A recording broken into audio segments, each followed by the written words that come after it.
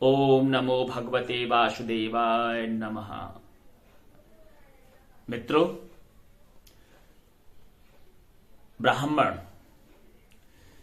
को लेकर के आज संसार में, विशेष करके भारत भूमि पर, भारतवर्ष में न जाने कितनी बातें बोली जाती हैं, उसका उपहास किया जाता है, उसका अनादर किया जाता है। जैसे आज एक ट्रेंड सा चल पड़ा है कि ब्राह्मण का अपमान करो, ब्राह्मण को अपमानित करो, उसके बारे में अनर्गल बातें करो और पॉपुलर हो जाओ, फिर अपनी राजनीति चमकाओ, समाज के ठेकेदार बन के समाज की फरिश्ते बन जाओ। ऐसा ही चल रहा है। किसी और को टारगेट क्यों नहीं किया जाता? कारण जानते हैं? यहां पर जो ब्राह्मण है उसके चरित्र का पतन हो जाना। ब्राह्मण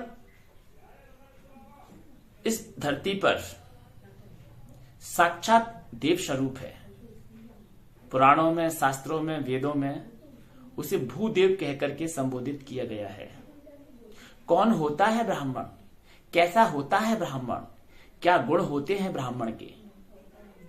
वह व्यक्ति जो ज्ञान के प्रति रुचि रखता है, जो ज्ञान मार्ग का अनुसरण करता है और ब्रह्म को जानता है। ब्रह्म जानाते इति ब्राह्मण। ब्रह्म को जानने वाले व्यक्ति को ब्राह्मण कहा जाता है, या ब्रह्म को जानने के मार्ग का अनुसरण करने वाले व्यक्ति को ब्राह्मण कहा जाता है। ब्राह्मण की उपेक्षा करते हुए अन्य देवताओं का पूजन, ये शास्त्र इसकी अनुमति नहीं देते हैं। पहले आप अपने बीच में जो सजीव प्रत्यक्ष देव स्वरूप है, उस देव मूर्ति को की उपेक्षा करते हुए आप भौतिक देवताओं की पूजा करते हैं। ये क्या सही है? नहीं है। आज ब्राह्मणों की भी थोड़ी गलती है कि ब्राह्मण अपने आप को ब्राह्मण कहलाने में तो बड़े गौरवान्वित महसूस करते हैं, लेकिन क्या वे सभी लोग जो अपने आप को ब्राह्मण कह करके गौरवान्वित महसूस करते हैं, वे ब्राह्मण के धर्म का पालन करते हैं? क्या ब्राह्मणों के द्वारा अनुसरण की जाने वाली दिनचर्या का पालन करते हैं? मित्रों, आज देखा जाता है कि ब्राह्मण निजी स्वार्थों से प्रेरित होकर के वे सभी कृत्य करते हैं जो शास्त्रोचित नहीं है। शास्त्रों ने इनका आदेश नहीं किया है। जैसे कि अपने निजी स्वार्थों की पूर्ति के लिए, अपनी इच्छाओं कामनाओं की पूर्ति के लिए ब्राह्मण राजनेताओं के आगे उनकी चरण वंदना करते हुए आपको मिल जाएंगे। तो क्या ब्रह्म को जानने वाला व्यक्ति या ज्ञान के मार्ग का अनुसरण करने वाला व्यक्ति किसी राजनेता के या सत्ता के चरण वंदना करे या उसके आदेशों की पालना करे, ये शास्त्र सम्मत है? ये बिल्कुल शास्त्र के विपरीत है। शास्त्रों में इसकी अनुमति नहीं है और ये धर्म नहीं, ये अधर्म है।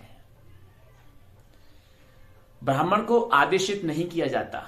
उसे किसी प्रकार का कोई भी आदेश न सत्ता के द्वारा न किसी व्यक्ति के द्वारा, क्योंकि वह आदेश के लिए बना ही नहीं है। बल्कि ब्राह्मण इस संसार को एक मर्यादित जीवन जीने की प्रेरणा देने के लिए इस धरती पर देव स्वरूप विचरण करता हुआ, तपस्वी का जीवन जीता हुआ, अपने उस परम लक्ष्य को प्राप्त करता हुआ, लोगों के कल्याण में रत अपने उद्देश्य को आगे बढ़ाता हुआ, जीवन को लोगों के लिए समर्पित करता हुआ जीता है। ऐसे व्यक्ति के लिए जिसने सारी कामनाओं और इच्छाओं का त्याग किया हुआ है, क्या ऐसे व्यक्ति के लिए दुर्वचन, अपमानजनक वचन कहना या बोलना शास्त्र सम्मत है? नहीं है। ब्राह्मण के लिए उचित है कि वह अपने स्वधर्म का पालन करते हुए ब्रह्मचर्या में रत रहे। ब्रह्मचर्या का तात्पर्य है कि वह ब्रह्म की जिज्ञासा से सदैव ओतप्रोत रहे, ब्रह्म के मार्ग का अनुसरण करे। ब्रह्म क्या है, जीव क्या है, प्रकृति क्या है, इसके वास्तविक स्वरूप को स्वयं जाने और अपने जाने हुए अनुभव को लोगों के बीच में ले जाए और लोगों को भी उसे जानने के लिए प्रेरित करे। ऐसा है ब्राह्मण। मित्रों, आज अगर कोई ब्राह्मण की बात करता है तो न जाने कितने ब्राह्मण विरोधी संगठन कभी मनुस्मृति के नाम पर, कभी जातिवाद के नाम पर ब्राह्मण को टारगेट करते हैं। ये सिर्फ अपने मन के घृणित भावों को ही प्रकट करते हैं।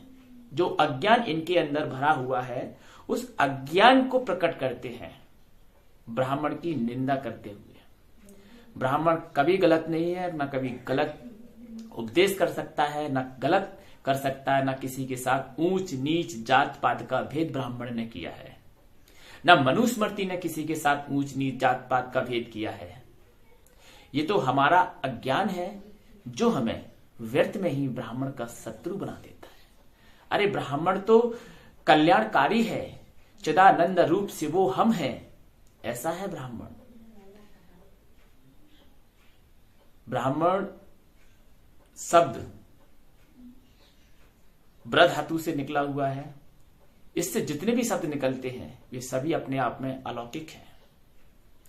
ब्रह्मा, ब्रह्म, ब्रह्मांड, ब्राह्मण, ये कोई सामान्य कैटेगरी नहीं है, ये असामान्य कैटेगरी है। इसलिए यदि ब्राह्मण का आशीर्वाद चाहते हैं, ब्राह्मण के ज्ञान का परम लाभ चाहते हैं, तो ब्राह्मण का अपमान नहीं बल्कि उसकी शरणागति प्राप्त करना ही मनुष्यों के लिए श्रेष्ठकर है।